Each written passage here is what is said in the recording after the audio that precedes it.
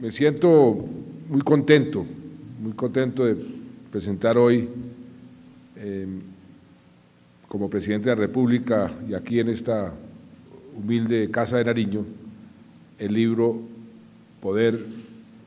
poder y el amor de un buen amigo y de un buen amigo de Colombia, que es Adam Cajane.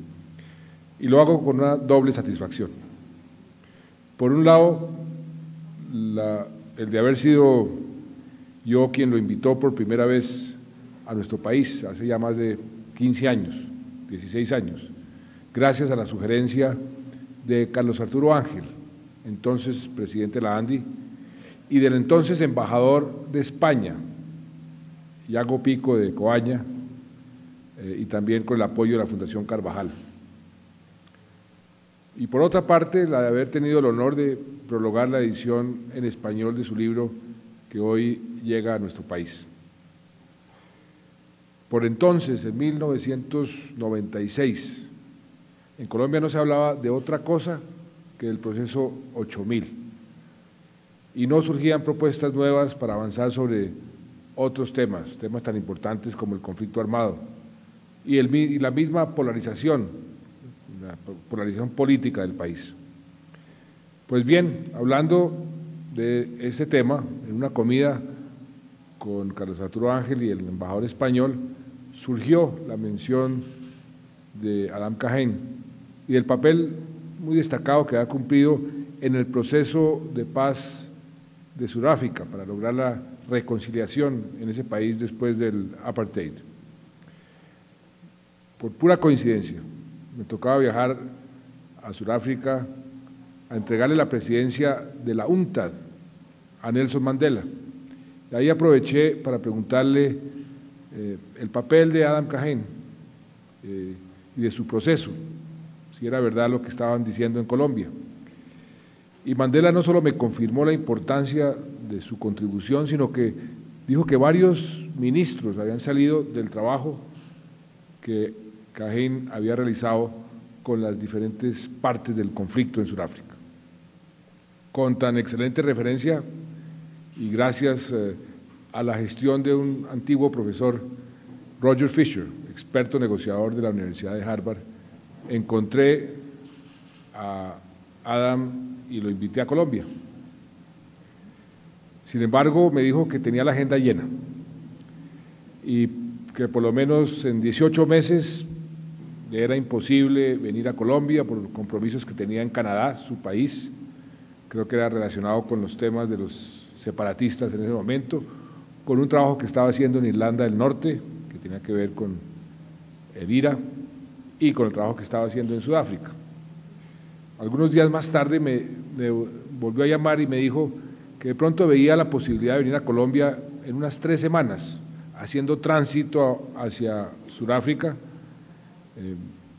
Decía que en lugar de irse por Europa, podía venirse por Colombia, pero que no creía que en tan corto tiempo pudiéramos reunir a los actores del conflicto colombiano para que el ejercicio valiera la pena, para que fuera productivo. Nos dimos en la tarea de realizar la convocatoria con la Fundación Buen Gobierno. ¿Y cuál no sería la sorpresa de nuestro invitado cuando llegó a Bogotá y encontró reunidos en el salón de eventos conocido como la Abadía de Montserrat, aquí en el norte de Bogotá, a representantes de prácticamente todos los sectores sociales y políticos del país? Me acuerdo que Cajane me dijo: ustedes lograron en 3 semanas lo que en Sudáfrica se demoró 15 años. Muchos de los que estaban ahí presentes y muchos de ustedes que están aquí habrán participado en ese ejercicio sin precedentes. Me acuerdo que estaba el padre del doctor Alfonso López Caballero, el expresidente López Miquelsen, estaba el entonces ministro de Defensa, hoy ministro de Justicia, Juan Carlos Esguerra, ex cancilleres Rodrigo Pardo, Augusto Ramírez Ocampo, estaba la cúpula de la Iglesia, estaban las fuerzas militares, estaba entonces alcalde Antanas Mocus, que fue a la reunión, entre muchos otros. Pero había representantes del gobierno y de la oposición, y una oposición muy cerrada.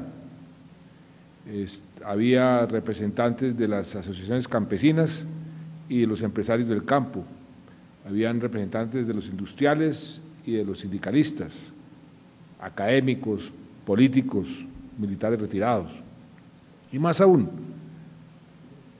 también participaron representantes o simpatizantes de las autodefensas, y por vía telefónica,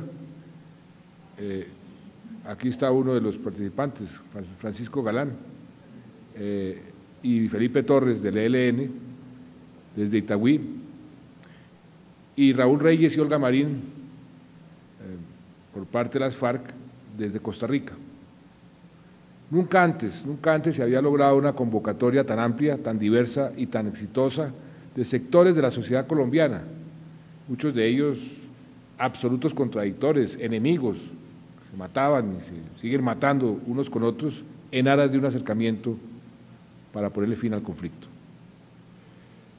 Después de este primer ejercicio, yo tomé la decisión de apartarme del proceso porque no quería que se politizara, pues a la sazón yo sonaba como precandidato presidencial por el Partido Liberal, o más bien yo mismo me había puesto a sonar, porque les confieso que no tenía el más mínimo chance de ganar esa candidatura. Y fue así como le entregué el proceso a Augusto Ramírez y a Mario Suárez Melo, que entonces era el presidente de la Cámara de Comercio de Bogotá, posición que hoy ocupa Consuelo Caldas, aquí también presente. La cumbre de la Abadía de Montserrat fue la semilla para iniciar una serie de conversaciones que entonces estaban rotas entre el gobierno y los grupos armados ilegales. Y fue también precursora de un encuentro que se realizó en el año 97, como lo mencionó Adam Cajani, en Quirama, en Antioquia, en el que, siguiendo la metodología de Adam Cajani, un grupo de colombianos, otra vez de sectores de la sociedad diversos, se imaginó 4 escenarios posibles para el futuro del país en los próximos 16 años. Este ejercicio, como aquí se ha dicho, se llamó Destino Colombia. Y debo decir que hoy, cuando estamos a punto de cumplir el plazo de sus predicciones, resulta verdaderamente impresionante leer los escenarios que se plantearon, porque parece incluso más profético que académico. Preparando estas palabras, releí el documento de conclusiones de Destino Colombia e incluso vi un video que la resume, en la que la actriz Laura García nos habla de un hipotético futuro del año 2013, que entonces era lejano y ahora está a la vuelta de la esquina. Y ciertamente lo recomiendo a quien quiera entender el proceso que ha vivido Colombia desde entonces. El primer escenario, amanecerá y veremos, invitaba a pensar en lo que ocurriría si, en vez de hacer una intervención puntual, se dejaba que los problemas del país se resolvieran por sí solos, lo cual conducía a la pérdida de autoridad del Estado, al recrudecimiento de la violencia, a la fragmentación territorial y a un dramático incremento de las condiciones de pobreza y de inequidad social del país. El segundo escenario, más vale pájaro en mano, aludía a las concesiones ofrecidas a los grupos armados con tal de iniciar un proceso inmediato de reconstrucción y de la democracia y de frenar a toda costa el ciclo ascendente de muerte y de violencia. Y hoy, cuando se cumplen 10 años desde la terminación del proceso del Caguán, sabemos que dicho escenario se intentó, pero que fracasó, y no precisamente por falta de voluntad del gobierno o del pueblo colombiano, sino por la obstinación de la guerrilla en la violencia y en los actos terroristas.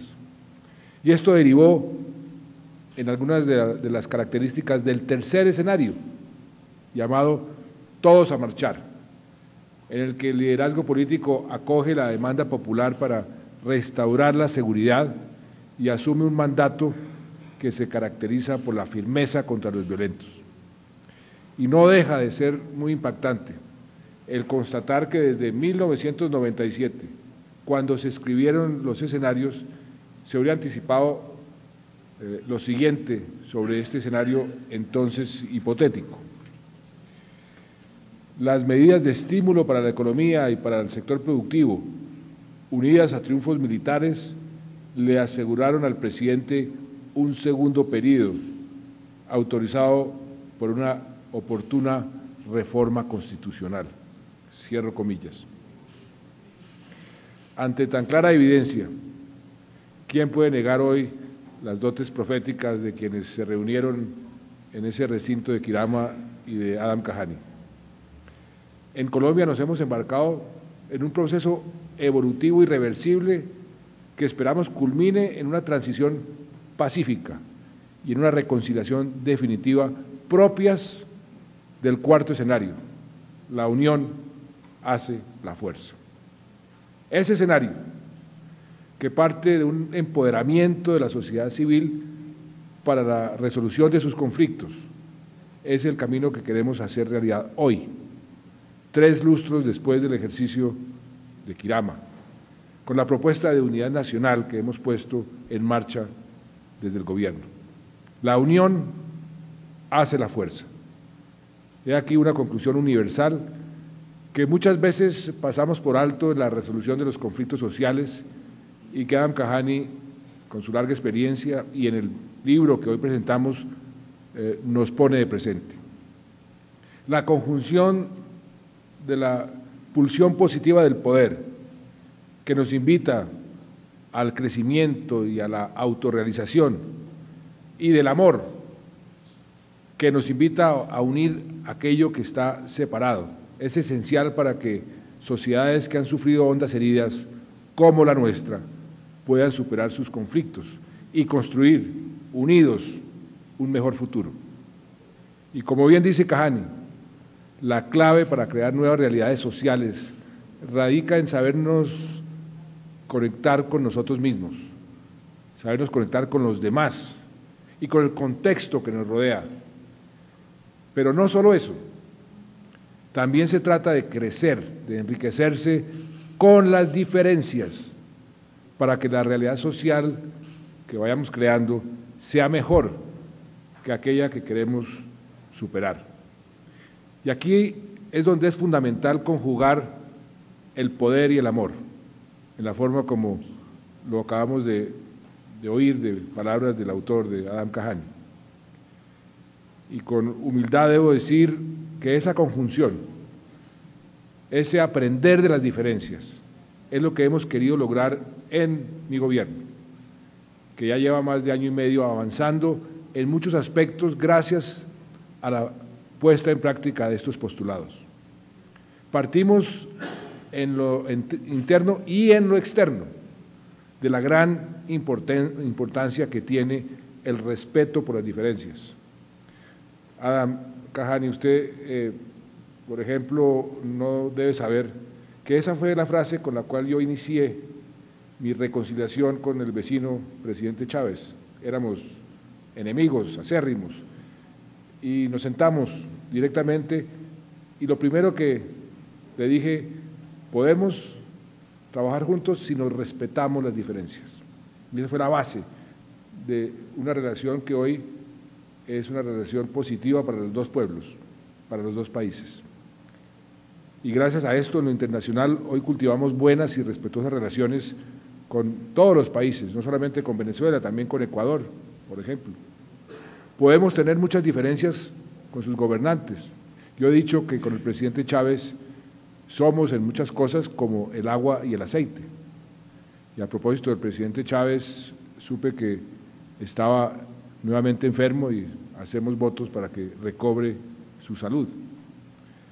Pero esto no impide que trabajemos juntos en un ambiente de armonía por objetivos que son comunes, como la prosperidad, como la seguridad de nuestros pueblos. Y afortunadamente los resultados están a la vista. A nivel interno hemos aplicado la misma fórmula del respeto por las diferencias para acercarnos con las otras ramas del poder público, hacia las cuales no profesamos sino respeto y admiración. Hoy el Ejecutivo, la Justicia y el Congreso, junto con los órganos de control, manteniendo todos su necesaria independencia y autonomía, avanzamos en forma armónica en los propósitos fundamentales que nos hemos trazado como país.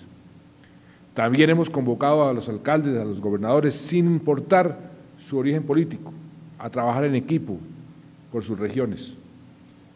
Logramos consensos y acuerdos en muchos temas, como por ejemplo la definición del salario mínimo con los trabajadores y empresarios, cosa que no sucedía hace muchísimo tiempo. Y no nos cansamos de reunirnos y escuchar a todos los actores de la vida nacional, de las más diversas vertientes, porque entendemos que solo así se puede construir prosperidad colectiva. Recordaba antes la anécdota de Nelson Mandela cuando me contó que varios de sus ministros habían salido de los ejercicios que había promovido Adam Kahane con las diversas partes del conflicto allá en Sudáfrica, y algo similar estamos haciendo en nuestro gobierno. Yo también he invitado a ser parte del gobierno a quienes fueron mis contendores en la campaña electoral. Debo decir que en esto me inspiré en la experiencia de Abraham Lincoln, quien en 1861 decidió formar un gabinete con sus antiguos contendores a la presidencia para impulsar la unidad del país y la abolición de la esclavitud. Fue un equipo de rivales, Team of Rivals, que es el título de la interesante biografía que narra este experimento, que concluyó bien, pues ganaron la guerra y la esclavitud llegó a su fin. Y cómo me alegra poder decir que dos de mis principales rivales de tiempos de campaña son hoy destacados miembros de nuestro gabinete y que hemos convocado en torno a la Mesa de Unidad Nacional no solo al partido de gobierno, sino a otros 4 partidos cuyos candidatos disputaron conmigo en franca lid la carrera por la presidencia. Puede haber divergencias en algunos matices, es natural, es obvio, es lo lógico, pero hemos decidido, como decía un muy importante político colombiano, muy recordado, Álvaro Gómez, hemos decidido ponernos de acuerdo en lo fundamental y gracias a ello hemos logrado una gobernabilidad que hoy es envidia del mundo. Nada bueno puede surgir de la polarización, en cambio siempre hay mucho que esperar cuando las posturas diversas se acercan, se complementan y se enriquecen unas con otras en lugar de aniquilarse. Y la mejor prueba de esto, la mejor prueba de que en Colombia sí podemos construir y vivir el escenario ideal, la unión hace la fuerza, es por ejemplo la ley de víctimas y restitución de tierras, que sacamos adelante en el Congreso en un esfuerzo de unidad y que hoy estamos comenzando a implementar con el apoyo, yo diría, multitudinario de la sociedad civil. Cuando las organizaciones campesinas se reúnen para manifestar su apoyo a esta ley, como lo hicieron en Barranquilla o lo hicieron en Necoclí, y ahí vemos reflejada esa sociedad civil empoderada que se cansa de esperar por un mejor futuro y que decide construirlo con sus propias manos, pero sentado al lado de sus contradictores, y ambos construyendo ese mejor futuro, es cuando vemos que el país sí puede avanzar. Hace poco recordaba una frase de un antepasado mío, del presidente Eduardo Santos, que he hecho mía y que quiero repetir en esta ocasión. Sería un error mirar al pasado cuando todo nos invita al porvenir. De esto se tratan también las experiencias que comparte Adam Kahane en su libro. La clave está en la tolerancia, en el respeto, en procurar entender al otro, al diferente, y en dejar de estar anclados en los rencores pasados para poder avanzar con libertad hacia el porvenir. Pero el hecho de que nos concentremos en el mañana no significa de ninguna manera que no aprendamos de los errores y las experiencias del pasado. Por eso ahora, cuando se habla de reanudar contactos para acabar con el conflicto, quiero reiterar lo que he dicho varias veces. Al perro no lo capan dos veces. El gobierno nacional no está interesado en ceses al fuego ni en circos públicos temporales. Nuestro único interés es acabar con el conflicto armado de manera permanente. Vamos a continuar nuestra lucha contra el terrorismo, contra el crimen, contra la violencia, con todo lo que esté a nuestro alcance. Es nuestra obligación y es nuestro deber. Vamos a poner todo nuestro empeño en recuperar hasta el último centímetro del territorio nacional, y no solo con nuestras Fuerzas Armadas y nuestra policía, sino con todo el Estado en su conjunto. Mañana mismo vamos a reunir el gabinete, a sesionar en San Vicente de Caguán, y lo haremos por todo el territorio nacional. Al mismo tiempo, como corresponde a cualquier gobierno democrático, y como lo hemos dicho desde el primer día, tenemos extendida la mano a los grupos armados que tomen la decisión seria y responsable de acabar con la violencia. No nos interesan las pausas, nos interesa el final definitivo del conflicto. Y tengan la seguridad de que si estos grupos nos muestran que son serios, los tomaremos muy en serio, porque ante todos somos y queremos ser un gobierno serio. Apreciado Adam Kajani, de nuevo, muy bienvenido a nuestro país otra vez, después de estos años. En Colombia estamos comenzando a cerrar las heridas del pasado y estamos decididos a crear prosperidad, una prosperidad que llegue a todos, no solo a unos pocos. Y muchas gracias por este libro y por el tiempo y el aporte que usted ha entregado a nuestro país, a la reconciliación en nuestro país. Es bueno saber que el mejor de los escenarios que se pensaron hace 15, 16 años, hoy comienza a hacerse realidad. Y permítame concluir estas palabras citando precisamente aquellas con las que termina esta inspiradora obra del poder y el amor. El camino es largo, el terreno es accidentado, no hay camino y no hay mapa. Necesitamos compañeros en este viaje, pero nadie más puede abrir un camino para nosotros. Debemos usar nuestras dos piernas, debemos poner un pie delante del otro, debemos dar un paso adelante. Muchas gracias.